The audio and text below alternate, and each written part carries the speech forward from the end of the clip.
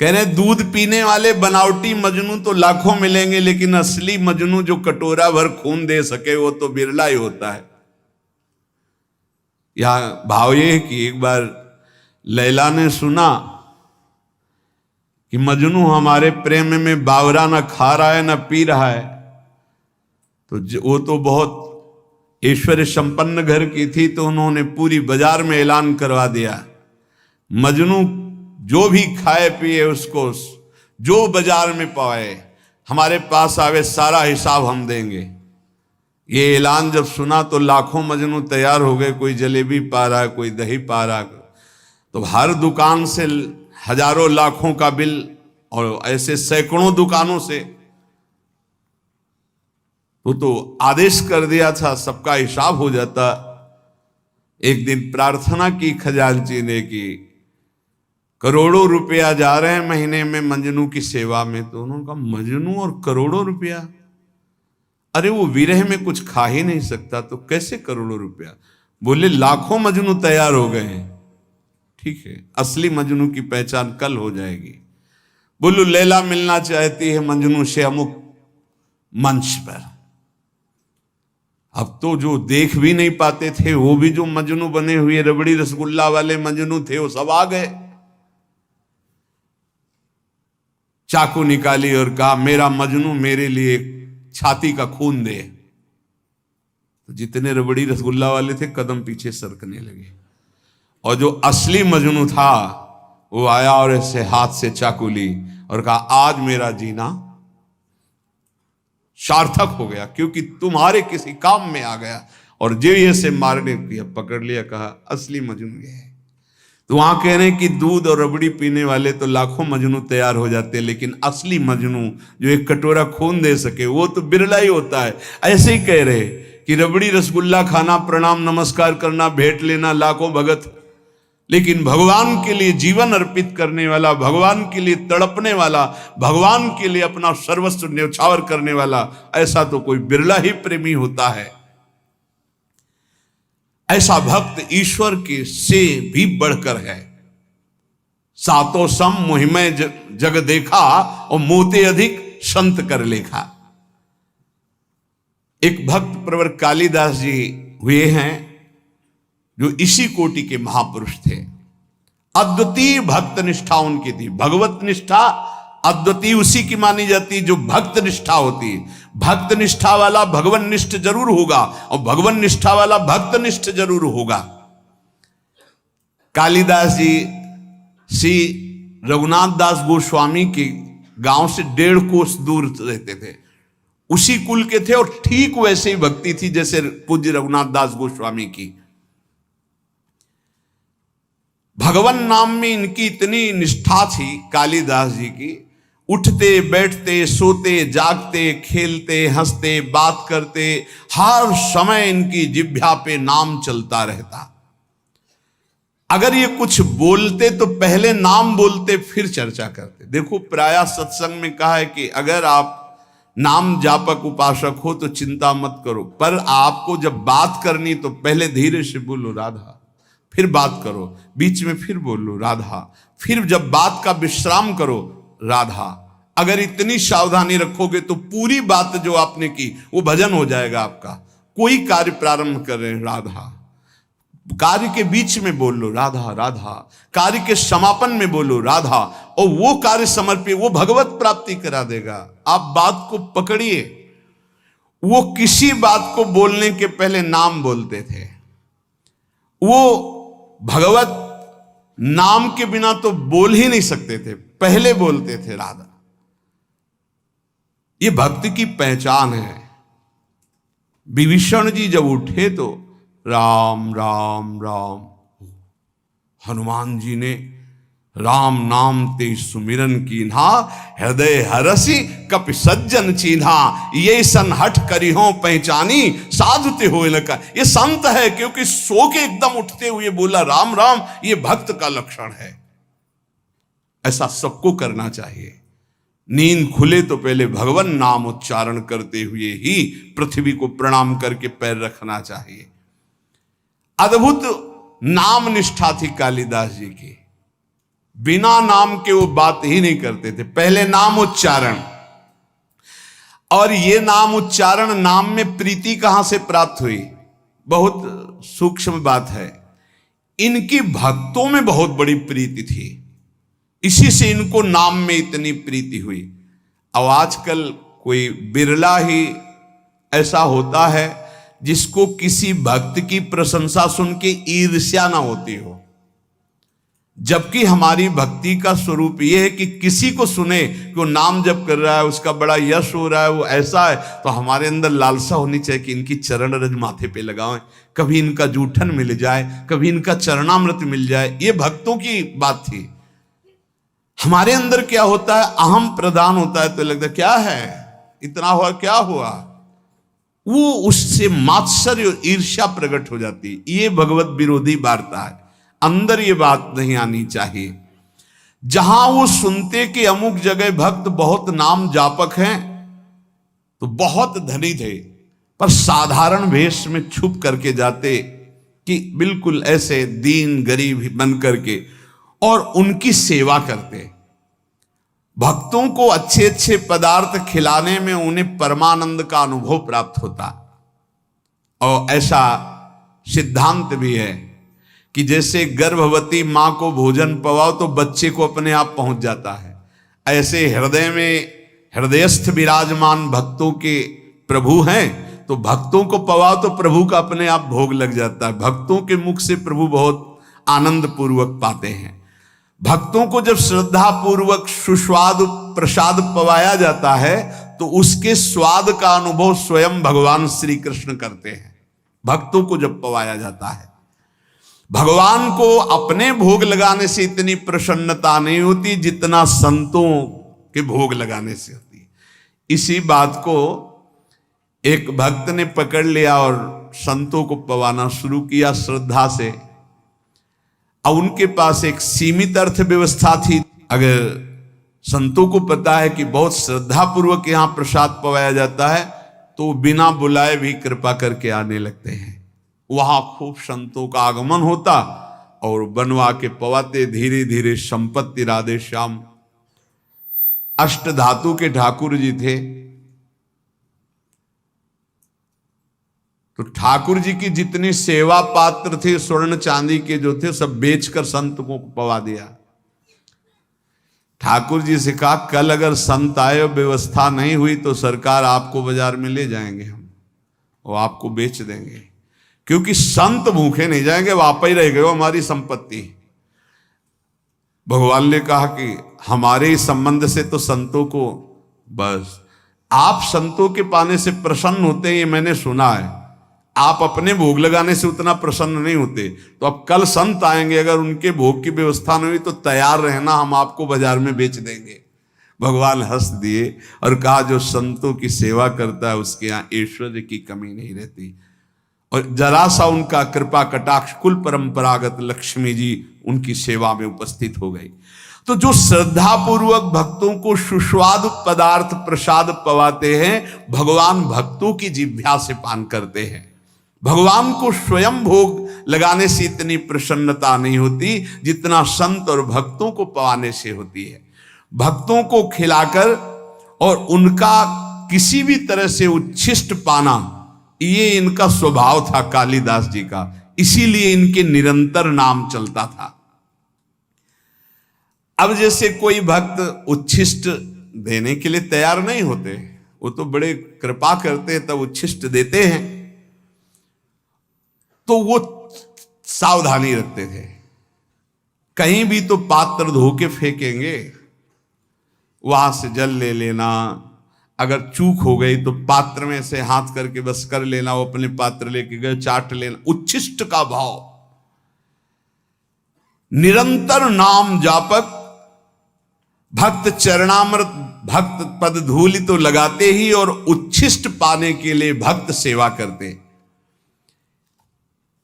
इनका और बड़े बड़े महापुरुषों का कथन है कि योग से, यज्ञ से, तप से, पाठ से, अध्ययन से और साधनाभ्यास से प्रेम प्रकट नहीं होता।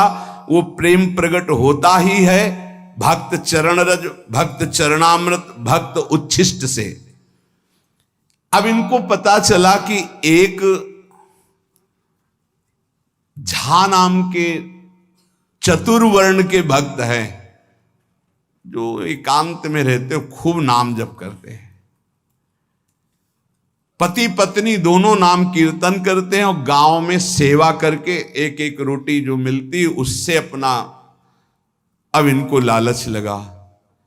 ये प्रभु से प्रार्थना की कि ऐसे भक्त का उच्छिष्ट प्रभु कैसे मिले, हमें उपाय बताओ, क्योंकि हम जाएंगे तो वो तत्काल सम्मान प्रदर्शित करेंगे और सम्मान प्रदर्शित करेंगे तो उच्छिष्ट नहीं मिल पाएगा उनका।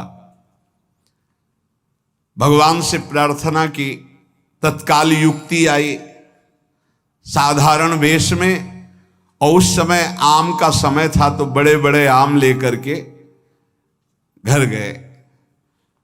प्रतिष्ठित कुलोद्भूत कालिदास को देखकर अपनी टूटी फूटी झोपड़ी में वो दंपत्ति तो आश्चर्यचकित हो गए, हाथ जोड़कर कांपते हुए कि भगवान आपके लायक हमारे घर में बैठने योग्य जगह भी नहीं है।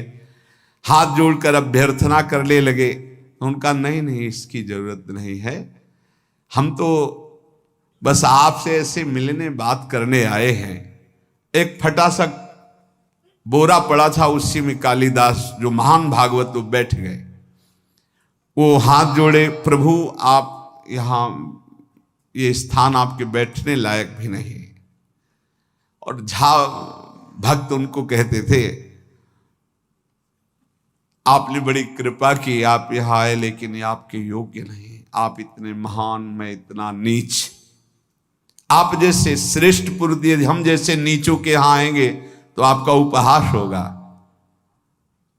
प्रभु आपको पता नहीं मैं नीच हूं, धनहीन हूं। प्रभु आपको यहां बैठना ठीक नहीं, कोई देख लेगा तो आपकी निंदा करेगा। कालिदास जी ने कहा कि आपको पता है, आपके शुभ दर्शनों से हमें श्री कृष्ण का दर्शन प्राप्त हो रहा है, देखिएगा। और आज मैं आपको उस भाव से देख रहा हूं कि त्रिभुवन में आप जैसा कोई सत्कार पाने योग्य नहीं है, जिसकी जिह्वा पे भगवान नाम और इतनी दैन्यता। अहोबत सुपचतो गरीयान यद जिह्वा के वर्तते नाम तुभ्यम। यदि आप हमारा कुछ भी सम्मान करना चाहते हैं तो अब आप हाथ जोड़ना बंद कर दें, हमारे सामने हाथ मत जोड़े। और आप एक कृपा करें, आप दोनों अपने चरण धोए, हमें चरणामृत दे दे, क्योंकि हमें धोने तो देंगे नहीं। और उनका कृष्ण कृष्ण कृष्ण, आप ये क्या बोल रहे हैं महाराज। आप गिड़गिड़ाते हुए झा भक्त ने कहा, प्रभु ये कैसी भूली भूली सी बातें कर रहे, आपको पता है मैं कौन हूं, मैं सब तरह से हीन हूं, मेरा दर्शन और स्पर्श भी अमंगलमय है। धन्य है यही दरबार, दीन को आदर रीत सदा चली आई। और उनके चरणों में गिरने लगे। कालिदास जी ने अपने चरण समेटे और कहा, देखो अतिथि का सत्कार करना चाहिए, इतना आपको पता है। उन्होंने कहा, हां प्रभु पता है। तो फिर एक बात करो, मैं आ रहा था रास्ते में आम देखा, आप ठाकुर जी को अपने भोग लगाओ आम का, और आप दोनों पाओ और मैं ये देखूं, ये मेरा सबसे बड़ा सत्कार हो जाएगा।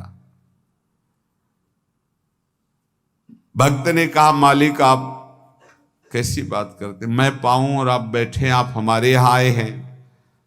उन्होंने कहा, देखो यदि आप मुझे बड़ा मानते हैं और पूजनीय मानते हैं तो आप मेरी बात भी तो मानिए, किसी भी तरह से। देखो अगर थोड़ी भी प्रीति आपकी हम में है तो मेरी ये बात मान लो। वो भक्त बहुत दैन्य हो रहे हैं।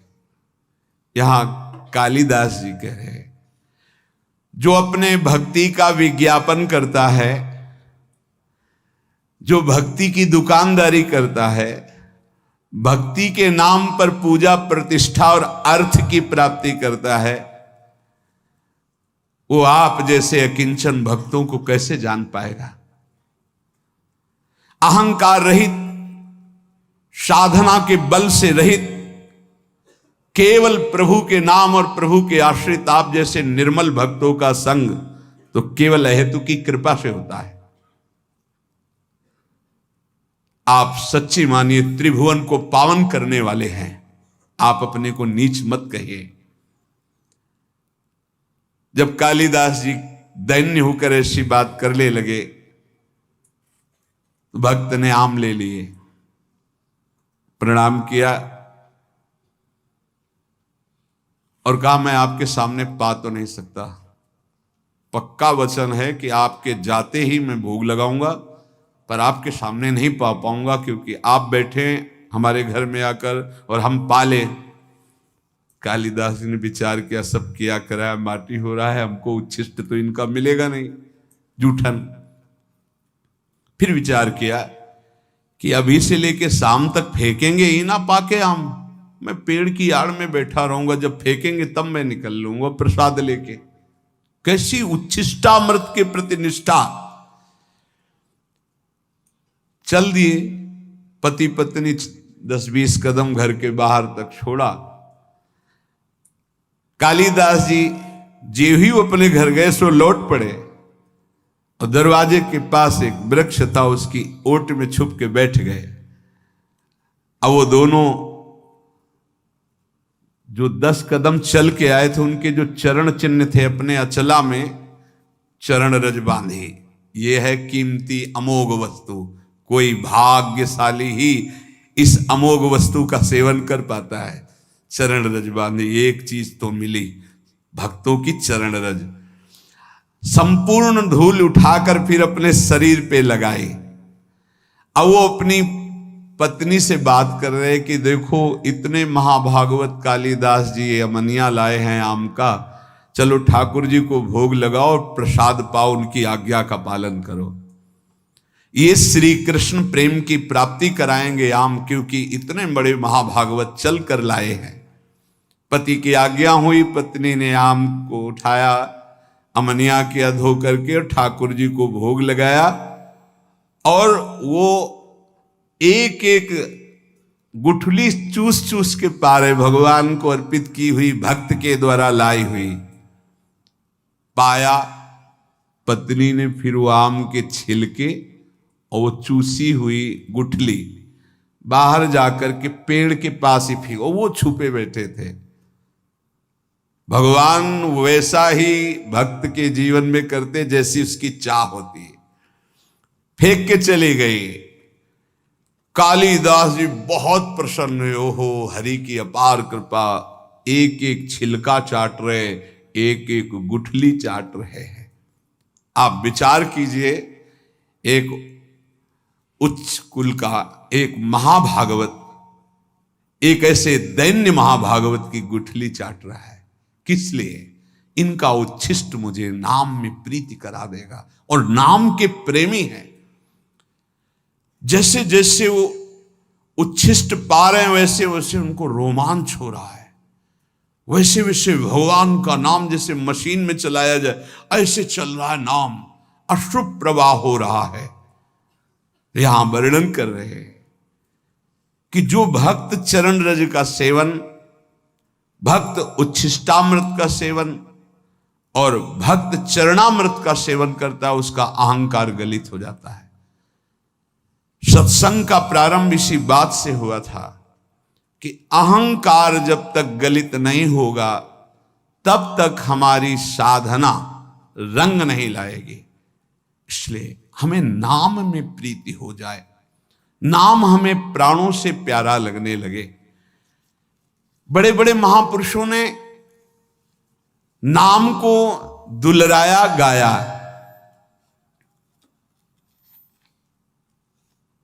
कह रहे हैं कि मर जावेगा मूर्खा क्यों न भजे भगवान, ये झूठी संपत्ति माया जगत की, इसका मत करना अभिमान। यहां से जब जीव जाता है तो साथ कुछ नहीं ले जाता, पाप कर्म और पुण्य कर्म ले जाता है। पाप और पुण्य कर्म, पाप अधिक हुए नरक भोगो, पुण्य कर्म स्वर्ग भोगो, फिर मृत्यु लोक में आओ। मत करना अभिमान, वेद शास्त्र यूं कहवे, तज ममता भज नाम। तो अमर होए रहे। अगर नाम चल रहा है सच्ची मानिए, तो वैसे ही आप अविनाशी हैं, आप मृत्यु से बच जाएंगे। आपको ऐसा ज्ञान हो जाएगा कि शरीर छूटेगा ऐसे जैसे सांप की केचुल, कोई कष्ट नहीं। जो जन्मत मरत दुसाह दुख हुई, नाम जापक को नहीं होता कष्ट, वैसे शरीर छोड़ता है जैसे सांप अपनी केचुल पुरानी छोड़ देता है, जैसे कोई पुराना वस्त्र उतार के फेंक देता है, जैसे गजराज के गले से फूलों की माला गिर जाए उसे पता न चले, ऐसे भक्तों का शरीर छूटता है। यदि नाम जब चल रहा है तो भारी दुख से बच जाओगे और अगला जन्म नहीं होगा। तज ममता भज नाम, नाम तो अमर रहवे, कहत दीन दरवेश फिर अवसर कब आवे, भजिया नहीं भगवान अरे मूर्ख मर जावे। कभी किसी भी क्षण शरीर तुम्हारा छूट सकता है। ताकू मनवा धिक है साहेब सुमरिया नाही, अलग पुरुष नहीं ओ लख्यो पड़ो मोह के माही। पड़ो मोह के माही समझ ले मनुआ मेरा, पड़या पुतला जान होएगा सूना डेरा। कहत दीन दरवेश ज्ञान लगी ना धाकू, साहेब सुमरा नाई धिक है मनवा ताकू। यदि साहब श्री हरि का नाम जप नहीं किया, प्रभु का नाम जप नहीं किया, तो ये तेरा शरीर, तेरा सब साम्राज्य यहीं पड़ा रहेगा, कोई तेरे साथ नहीं जाएगा। अगर नाम जप कर लेगा तो शुद्ध ज्ञान हो जाएगा, शरीर राग छूट जाएगा, शरीर संबंधियों का मोह छूट जाएगा। इसलिए सुमिरो, निरंतर नाम सुमिरो। रग रग नाम रम्यो रहे तो निर्गुण अगुण के रूप, जो तुम्हें चाहिए निर्गुण निराकार सगुण साकार सबका साक्षात्कार इसी नाम से हो जाएगा। रग रग नाम रम्यो रहे, ये रग रग नाम कब चलता है?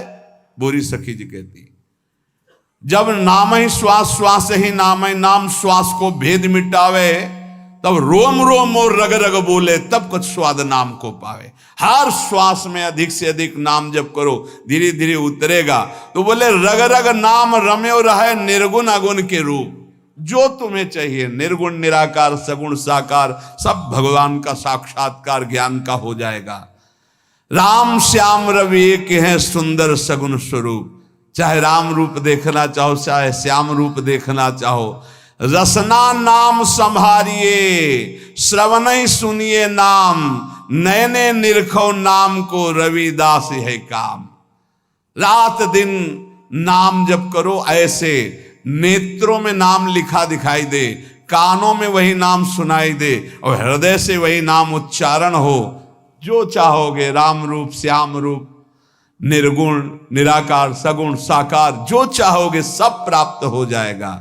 संत अनेकन जे भय कीन्ही नाम पुकार, रविदास सब छोड़ के नाम ही नाम उचार। सब छोड़ो, बस नाम उच्चारण करो। देख लो बड़े बड़े संत हुए, हमें कल बहुत अच्छा लगा। सब साधन है पर नाम नहीं था तो उन्होंने बताया मेरा मन अशांत है। साधन बताए, बहुत अच्छे साधन चल रहे, तब उनसे एक ही बात कही कि आपका चित्त नाम में है। और माला तो चला लेते कभी कभी ऐसे, निरंतर नाम नहीं। आपको नाम दिखाई दे रहा है? नहीं।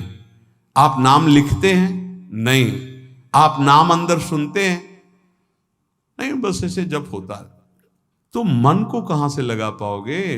बाहर के साधन से मन अंतर्मुख नहीं लगता। ये बात अच्छी पकड़ लेना। बाहर के साधन को जब अंतर में ले जाते हैं तो अंतर की गुफा का अंधकार नष्ट होता है, हृदय गुफा का। वो क्या होता है? राधा। राधा देख रहे हैं, राधा सुन रहे हैं, नाम लिखा राधा, वही उच्चारण हो राधा राधा।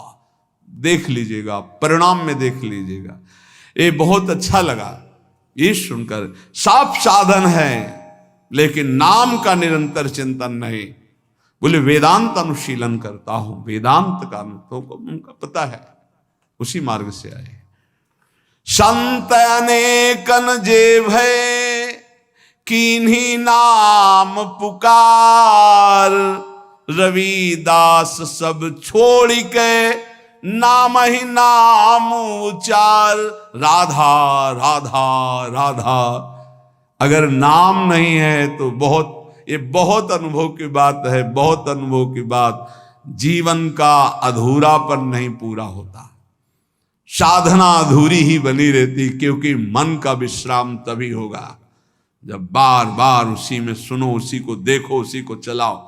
फिर प्रश्न होता है कि हम ज्यादा देर इसमें टिक नहीं पाते, तो आप इतना समझ लीजिए कि एक बार आप ऐसे लिखे राधा, यही शरणागत मंत्र, निज मंत्र, जो मंत्र गुरु मंत्र मिला है, एक बार लिखे, 1000 बार का फल है उसका। यदि आप एक माला कर लिए तो सहस्त्र मालाओं के बराबर हो गया। ऐसे लिख के राधा, थोड़ा सा लोभ बढ़ाओ, थोड़ी सी एकाग्रता करो, थोड़ा मन को रोकने की चेष्टा करो। अगर 2 मिनट रोकना सीख गए तो अनेकों जन्मों का बिगड़ेल मन आपके अधीन होने लगा। 2 मिनट अधीन हुआ, चिंता मत करो कि हमसे तो अगर ऐसे करते हैं तो बहुत कम भजन होता है। वो कम भजन बहुत बड़ा लाभ देने वाला है। आप मान लीजिए, जो आप लिख रहे हैं वही आप देख रहे हैं, वही आप सुन रहे हैं, वही आप उच्चारण कर रहे हैं, बाजी जीत जाएंगे। संत अनेकन जे भय, जितने बड़े बड़े महापुरुष हुए सब नाम प्रेमी हुए, नाम का सबने रसास्वादन किया। कह रहे हैं कि यदि आपने नाम जप नहीं किया तो आप चाहे जो शरीर से साधन कर ले, चाहे जो और साधन कर ले, उतनी उन्नति प्राप्त होने वाली नहीं। जब नाम के अंदर रूप प्रकाशित हो जाता है तो सर्वस्व त्याग हो जाता है। जो त्याग वैराग्य के लिए लोग प्रयासरत रहते, पूरा प्रयास नहीं हो पाता, तो कह रहे हैं मेरे भाव में ज्ञान और वैराग्य, ज्ञानेश्वर जी महाराज का बात, बहुत बड़े महापुरुष हुए हैं, इनसे बड़ा तो ज्ञान और वैरागी और योगी ज्ञानेश्वर जी।